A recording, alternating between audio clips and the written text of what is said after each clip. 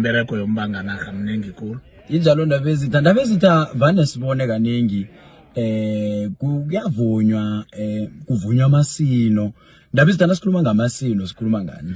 Uyabona Bhangela ngibawa ukuthi ngithoma inkulumo yami ngokusilinga abantu abanenge abathanda ukusilingeka.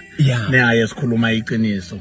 Mina ngizokhulumela khulukhulu ibandla lekhethu lakwaNdzundza ekulibandla elibuswabo ngwenyama bakwaMahlangu elinamabandla wakwaNdzundza.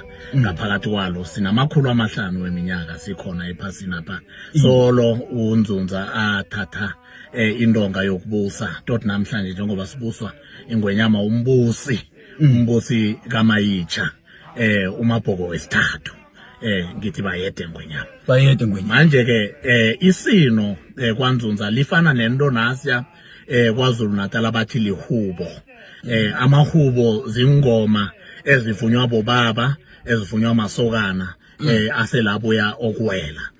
Avunywa ke ngenkathi lapho kuneminyanya khona, avunywa ngesikhathi lapho khona kuhlongakelwe khona kusilahlo mhlambe kunomuntu ekhethu apha ohlongakeleko ofuku inkosi ephangaleleko ofuku ingwenyama ekhothamileko. Kunamasino esiwavuma kwahlukahlukanako. Njengesino ngizokuthoma njengesino esilazi ikhulu elithi ikomo ikhitshwa kalukhuni okulisino ela